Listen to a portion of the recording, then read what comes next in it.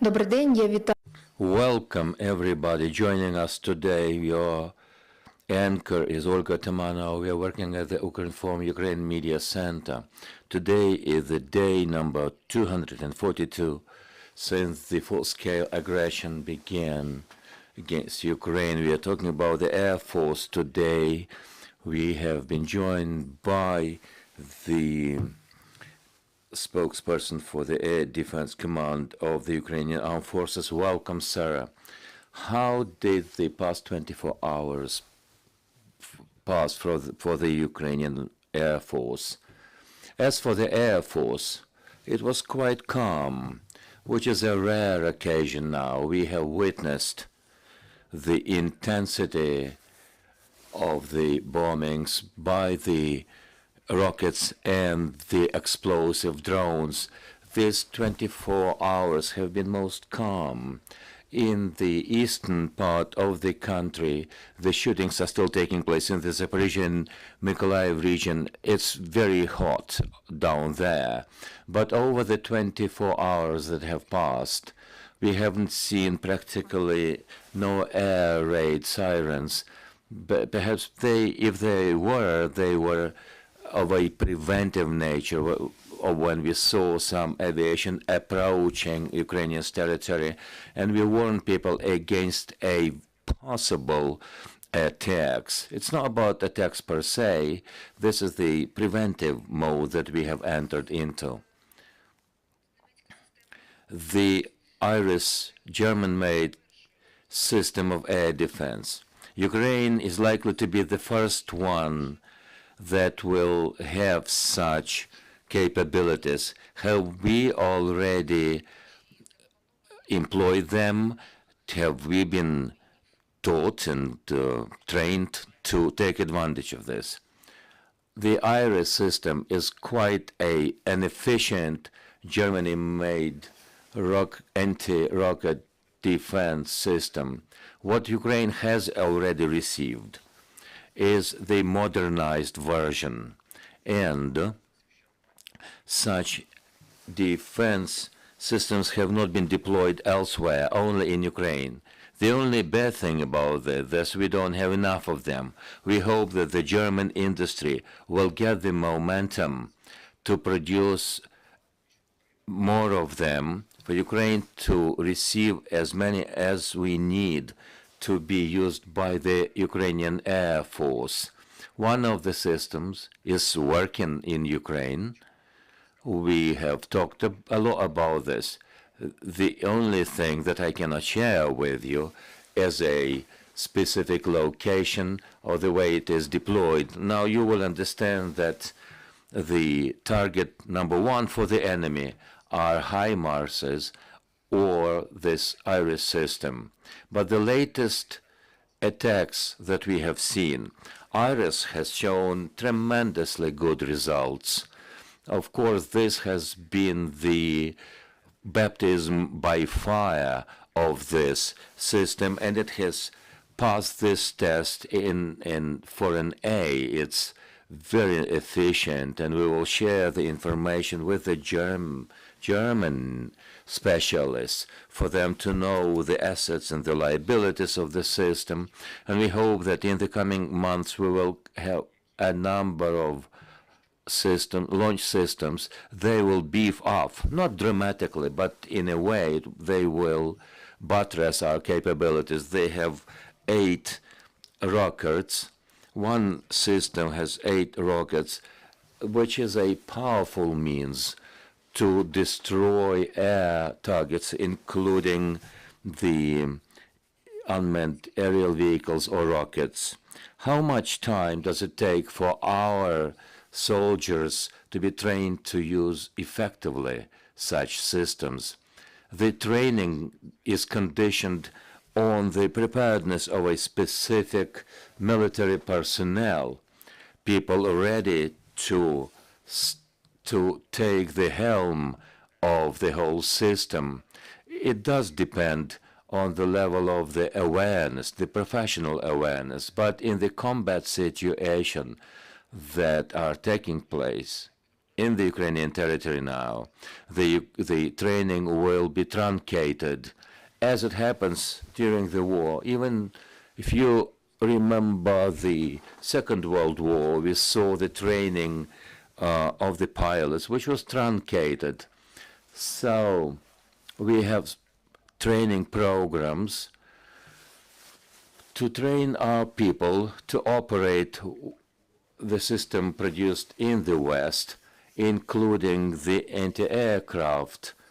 There is a term that has been established by our Western allies, and they're very rigid about that.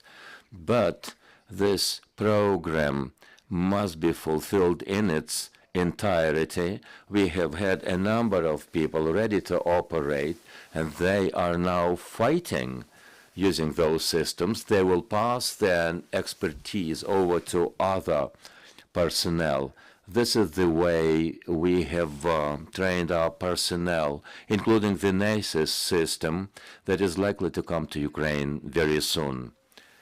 As regards the efficiency of the Air Force of Ukraine and the anti-defense system, General Gromov mentioned yesterday that it's 64% of efficiency.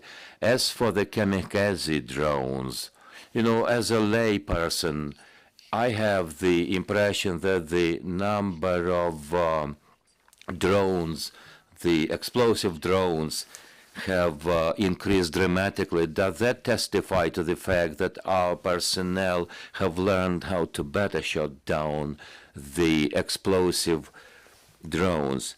General Grom made a very good point. 64% was a very good result and still is. But shall we say that if we take conditionally last 2 weeks and see how we have been successful in shooting down the kamikaze drone, the Shahed Iranian-produced drones, it has increased to 85%. It took some time. And you see the difference between the first time when we saw them and on this 13th of September. Our personnel are now better aware, including the Air Force. We now know better how to set up the interconnectedness, how to organize the cover and special sections, what capabilities should be used to detect them and destroy them. So, as of now, we have reached 85% of efficiency, which has increased dramatically. They began to attack the city of Odessa and Mykolaiv region in the southern part of the front. It is where our defenses have got their first expertise, and their expertise has been shared with the rest of the armed forces. And they began to launch these drones from Russia, from Belarusian territory in the northern part of the country. So day in, day out, we see that different capabilities have been deployed. We saw how those kamikaze drones have been shot down by our police with the help of the machine guns. But that's not the most reliable capability. Our sections of the defense must ensure that we are very effective in securing the defense of the country. Aviation, anti-aircraft, air defense system, the land forces, the self-propelled and the high-caliber machine guns, the different means of warfare. You see, the self-destroying drones must be defied, and we are still waiting for other means and capabilities of different class, not most sophisticated and up-to-date, but we are going to use them very efficiently against the explosive drones that the enemy is likely to be receiving from Iran. As for the Iran, recently there has been a lot of information in the media and outlets to the effect that Iran has agreed to supply to Russians the ballistic missiles. Do we understand now what challenges are facing us and whether we are ready to defy such a challenge? Unfortunately, we do have such information that Russia will be beefing up its ballistic rocket capabilities. Let me tell you the footnote that we believe the better way to confront them is to hit their launching pads, because ballistic missile swoops down from a very high altitude. Ukraine, to be honest with you, doesn't enjoy such capabilities to effectively rebuff such particular types of weaponry. Indeed, Iran is very likely to supply, unless some mechanisms have been found around the world to stop such supplies, to disrupt them. And it is only testifying to the fact that of the shortage of the ballistic missiles in Russia. And the only thing they have is the Iskander rockets. They have Iskander-M, which is a ballistic missiles placed in the Belarusian territory in Russia, and they are coming to us from the Belarusian territory from day one of this aggression. Ballistic weaponry is not something new to us. They have been very constant in bombarding us, but the only thing which is good about it, the shortage of it. Otherwise, Russia would not have asked Iran to supply them with what is rockets that are not that efficient. The range is about 700 kilometers. The Ukrainian Armed Forces are searching for the efficient methods to withstand and bring down such weapons. Sir, what we have seen is the upgrade in the aviation activities of the Ukrainian aviation. Did you mean that, what did you mean? The Air Force seems to be more active now. Does it testify to the fact that our strategy in the sky has changed? Aviation is a very important component to support the land forces. It was that way and it is that way. The fact that the enemy aviation doesn't enter Ukrainian airspace for some time now, everyone understands now that there is an achievement, but there is another challenge that we have been facing. It's rocket attacks. Of course, we have been attacked by the reconnaissance drones, by the explosive drones, and their aviation is very active at the front line, where they are trying to rebuff the Ukrainian forces' forward movement in the Kherson region, for example. The Kherson direction is something that we keep track of. We want to figure out where they will be withdrawing, to which part of the country. The aviation is active, and our strategy is the only one to support our land forces to ensure that they are advancing with as few casualties as possible.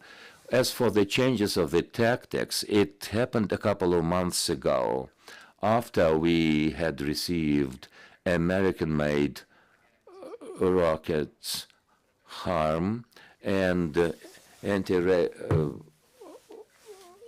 the weaponries that we have adapted for them to be deployed from our Soviet-made aircraft, and they're attacking the positions of the enemy. We are using the radars and other forces. That's why we are impacting the defense of the enemy, and in literal terms, we are just killing them.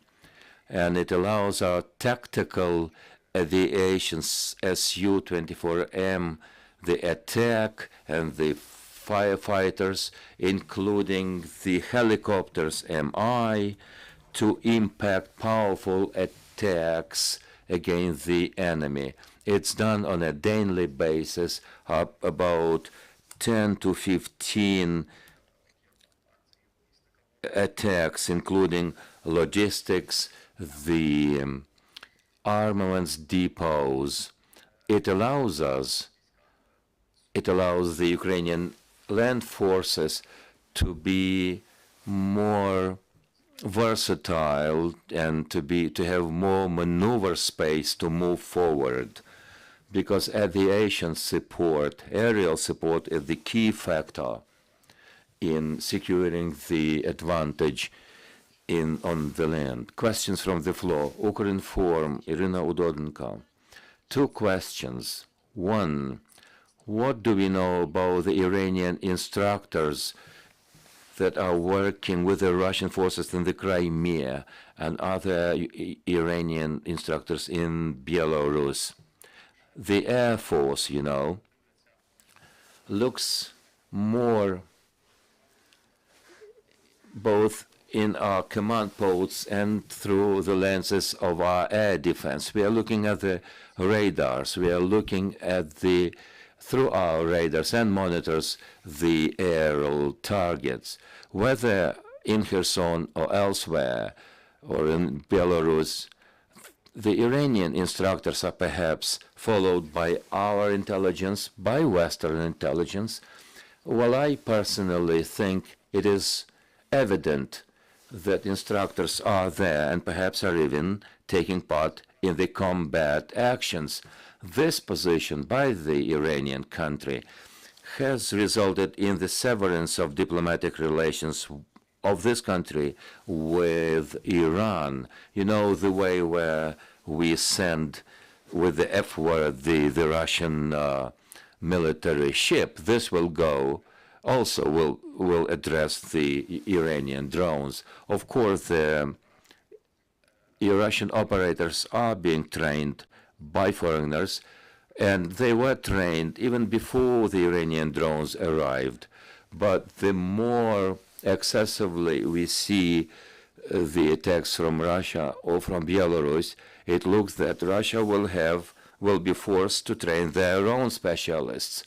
And Iran, as always, their brothers in arms from Russian Federation will reiterate the same message that they're not there. Thank you. Do we know about the aircraft? What kind of aircraft and how many aircraft has been deployed in the Belarusian airfields? Let me tell you that MiG aircraft is stationed in Belarus. There's nothing new about it. Russia has about 800 units of that weaponry in the airfield very close to Ukrainian territory. 40 airfields that we know are actively engaged by the Russian aviation. The aircraft, it's about 400 of the aircraft and about 500 helicopters. This is the number that we have been aware of, apart from the fact that we destroyed a number of those. But they are now talking about engaging Su-24 bomber that we shot down 4 of them about a month and a half ago. The enemy is losing their aircraft. So they're using different types of aircraft. The aviation means can move very quickly, you will know.